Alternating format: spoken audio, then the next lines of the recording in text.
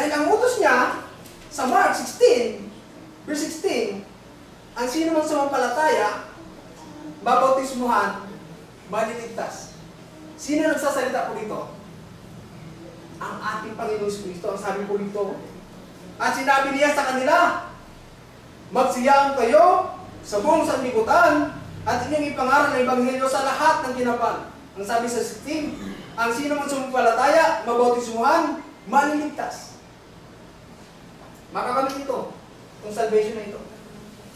Sino nagsabi nun? Ang Diyos. Kaya sinabi diyan, iibigin mo ang Diyos ng buong puso mo, ng buong lakas mo, ng buong pag-iisip mo. Na kung mahal mo ang Diyos, susundin mo yung utos na ito na nasa 16:16 ng Marcos. Mahalaga ba yung kaligtasan? Yes. Dahil sinabi ko, hindi tayo permanente dito. Pansamantala lang tayo dito.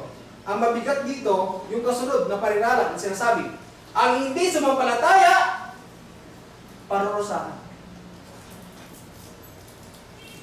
Ang hindi sumampalataya ay parurusahan.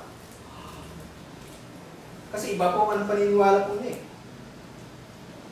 Kung naniniwala ka sa Diyos, ito po yung ating gawin. Upang magkaroon po tayo ng kaligtasan. Yan. Madalang na to. Lahat, sabi ng mga katrabaho, lahat nagmamahal. Lahat nagtataasan ng mga presyo.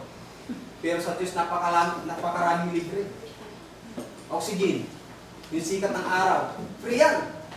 Vitamin yan para sa tao. Libre yan. Tapos hinihiling niya to, ayaw mo pag-ibigay. Yung Mark 16:16, siya nagmamay-ari ng buhay mo, hindi mo siya susundin. Siya nagkokontrol ng buhay natin. Hindi mo kayang sundin. Ito, libre ito. Noong nakaraang linggo, may lipod tayo. Ito ngayon, free salvation na inihahain ng Diyos sa atin. Kumbaga, isinusubo na sa atin na sana kunin at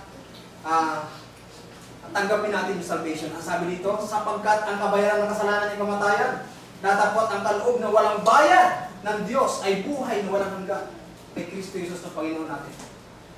Libre ba yan? Mahirap pag gawin ito? May utos kong mabigyan sa Diyos? Wala po eh. Sumunod tayo sa Kanya upang tayo po ay magkaroon ng buhay na walang hanggan. Meron pong kwento dito sa Banal na Kasulatan dahil sinasabi nila, basahin ko po. Mas maganda po pag binasa ko eh. Matthew 22 verse 23. 5 minutes na lang po. Matthew 22 verse 23. Ganito po yung sinasabi. Nang araw na yaon ay nagsilapit sa kaniya ang mga Sadusiyo na nagsasabing walang pagkabuhay na magmuli. At siya ay kanilang tinanong na sinasabi, Guro, sinabi ni Moises, kung mamatay na walang anak ang isang lalaki at mag-asawa ng kaniyang kapatid na lalaki sa asawa niya at magkakaanak sa kaniyang kapatid na lalaki, nagkaroon sa amin ng 7 magkakapatid na lalaki na nag-asawa ang panganay at namatay. At sapagkat hindi siya nagkaanak, ay iniwan niya ang kaniyang asawa sa kaniyang kapatid na lalaki. Sabi sa 26, gayon din naman ang nangyayari sa pangalawa at sa pangatlo hanggang sa ikapito. Sa kahulihan nilang lahat ay namatay ang babae. So pagkatapos na masawa yung isang babae ng 7 lalaki, ay namatay na yung babae. Ang sabi sa 28, sa pagkabuhay kang magmuli, sino kaya doon sa kanila ang magiging asawa nila? Sabi ng mga Sadusiyo sa ating Panginoon Jesucristo, sapagkat siya naging asawa ng nilang lahat. Ang sabi sa 29, ngunit sumagot si Jesus at sinabi sa kanila, nagkakamali kayo. Na sinabi, hindi sa pagkaalam ng mga kasulatan, ni nagkapangyarihan man ng Diyos. So, hindi alam ng mga Sadusiyo na to ang banal na kasulatan at ang kanyang yung kapangyarihan ng Diyos. So, maraming mga tao na hindi naniniwala sa Diyos. Binanggit ng ating Panginoon Jesucristo na siya ay makapangyarihan.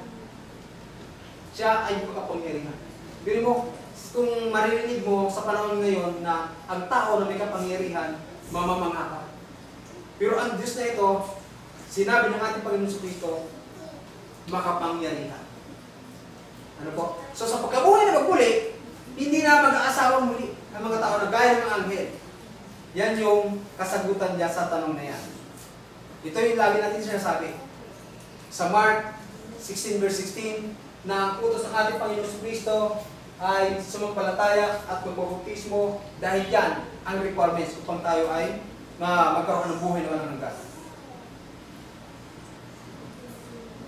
Sa pagtatapos ko po, ito yung isang tanong.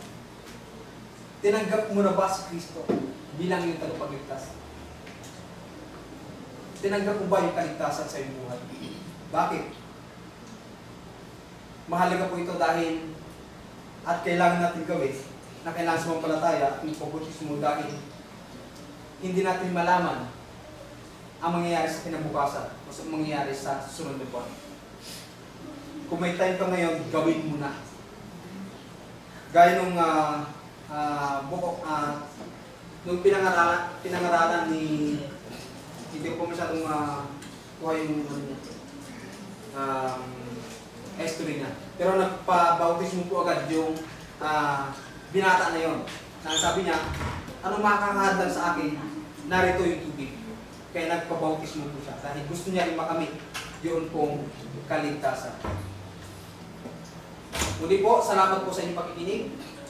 At nawa sa kapaunting paksa na ito ay magtumimo sa ating puso at isipan na dapat nating pagtrabahuan itong salvation na inihahain sa atin ng Diyos. Libre po ito at wala pong bayad na ibinibigay sa bawat tao. Dahil ang gusto ng Diyos, ayaw niya na mayroong mapahamak at mapunta sa impyerno. Gusto ng Diyos, mapunta lahat sa heaven. Nasa 1 Timothy po yan, chapter 2, verse 4, na ang lahat ng mga tao ay gusto niyang maligtas at makaalam ng katotohanan. Muli, salamat po sa inyong pagkikinig at magandang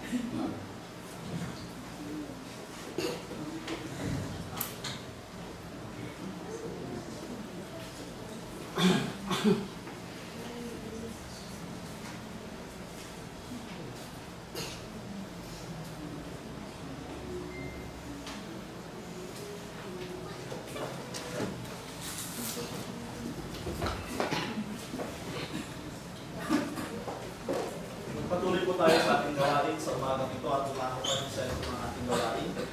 Muling alalahanin ang pagkakapayat sa pagkabuhay ng ating Panginoon. Tayo po ay mag-aalay sa kawin.